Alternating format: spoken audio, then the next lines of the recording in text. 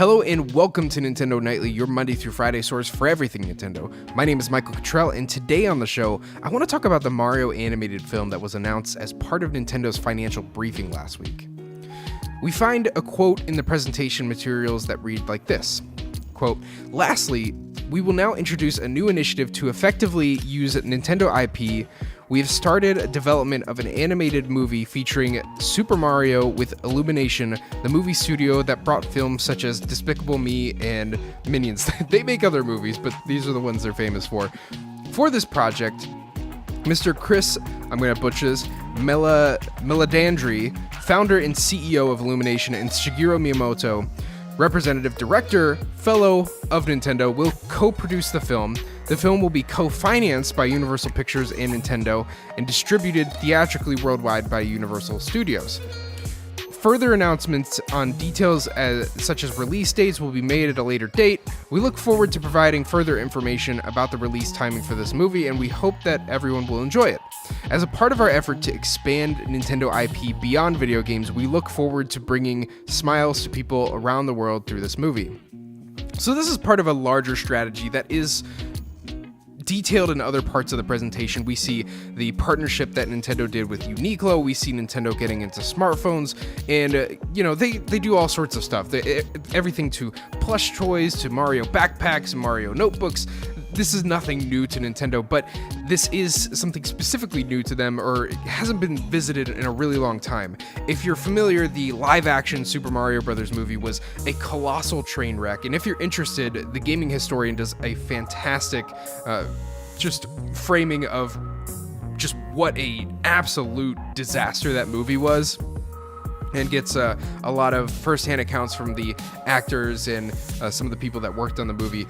That was a terrible thing. It didn't do particularly well in the box office, didn't do particularly well critically, just an all-around failure, and just a real tarnishment of the Mario IP. Of course, we can see many years later, it didn't have much of an effect on the game sales and Mario's appeal as a character, but Nintendo has been very timid with approaching this. This is also sort of a part of a partnership that Nintendo has made with Universal to make this movie. Universal is owned by Comcast, and Comcast owns Universal, which owns this studio, as well as DreamWorks Studio. DreamWorks, which is purchased by Universal/Comcast last year, 2016. And this is, kind of looped in, I imagine, with the same kind of deals that were bringing the Nintendo theme park to Universal Studios. And I just want to point out as an aside that this is incredibly weird. When Nintendo created Donkey Kong, Universal sued them to oblivion and tried to take everything that they had for copyright infringement, and now they're working together. It's, top 10 anime betrayals. Really interesting stuff. So this is a part of that larger partnership, and Meledandri, to give you a little bit of background on him, he was the founder of Illumination Studios, and he pioneered a technique for a strict cost-controlled measure for making animated movies cheaper, therefore to produce more profit. So something like Despicable Me cost around $69 million to make and grossed over $500 million.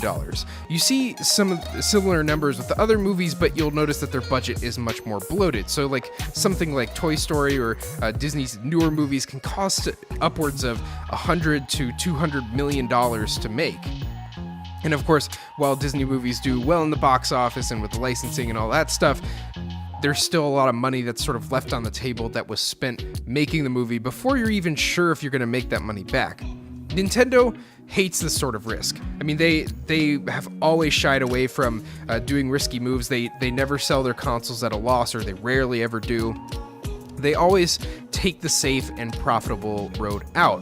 And now, some of the ways that Meledandri can get these bigger profits and smaller budgets is by creating a more simple chain of command for management. Others are cutting the elaborate offices that you'll usually see out of a Pixar or a DreamWorks. And then the third big thing is to not hire the biggest names ever. Like, there's people like Steve Carell that don't cost as much as like Tom Hanks, but you can he still carries a certain weight to him. People recognize that name.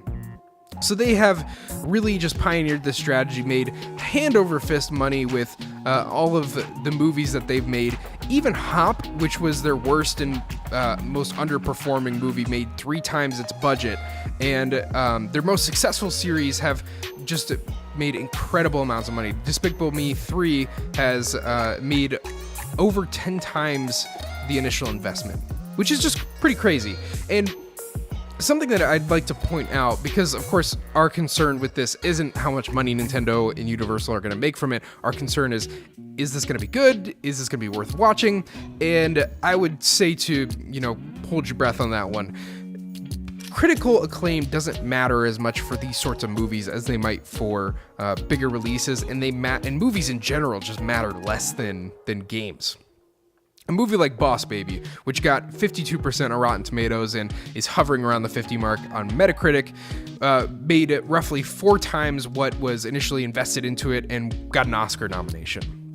And this isn't the case with everything. The Ratchet & Clank movie didn't go so well. They went with a $20 million budget and didn't even make that back. So it's not always the case, but there's a case to be made for how critical appeal doesn't matter as much in film as it does in games. In games, the Metacritic score has become this looming thing over the development team, and they got to get to that Metacritic score, and it's just not the same for film.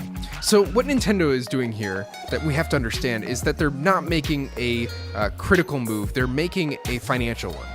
They're trying to make a profitable movie with the Mario IP. Just Mario's exposure in film is going to create the sort of marketing buzz that they want, not necessarily if the film is going to be good. If it's good, that's a bonus, and that's why they're putting Miyamoto on the team. That's why they're going to try and work with this studio. But I think the reason that they're working with Illumination is more for the profit margin and less for their critically acclaimed movies. So let's talk about that piece of Miyamoto co-producing the film. It's nice to see his involvement, but he's not as talented writing stories as he is at creating game worlds. His stewardship in the Mario RPG world, in particular, the story-based Mario games, leaves a lot to be desired. They're fun stories, and the early ones were really fantastic games, but as the series has gone on, he's made absolutely baffling visionary choices, like removing all the partner characters and the interesting stories that they brought in support of just making a million Toad characters that all had similar dialogue and you couldn't tell them apart. There's other weird constraints, like Mario never having dialogue in the games. They played with this a little bit in Mario Sunshine with some of the supporting cast, but never touched it again. Video game movies have never been great, for a multitude of reasons, too numerous to cover in this show, and so I would temper my expectations for Mario's triumphant return to the big screen. While Nintendo's goal is always profit, understand that the product being critically well received is not as important in the film realm. The movie could be great, but history would tell us to not expect too much of it. Hopefully we'll be pleasantly surprised in 2020, the presumed date of the release, but like I said, I'm not going to expect much. If I'm to make a prediction of the movie, Mario's going to have very limited dialogue. That's going to be a weird choice that Miyamoto really sticks to his guns on. And I think it's going to be awkward in a film where you don't have the interaction element. I think the Toads are going to be Minion-like. They're going to be kind of dumb, and the humorous angle of the movie, you could just see the parallels that they make there. And if you look at the way that they depict Toads in the story-based Mario games, they're so dumb that in Mario and Luigi Paper Jam, you have to chase them around as Mario to save them. That's the type of Toads that Miyamoto writes these days. With all that being said, I'd love to know what you think. You can write into the show or write into the comments field down below.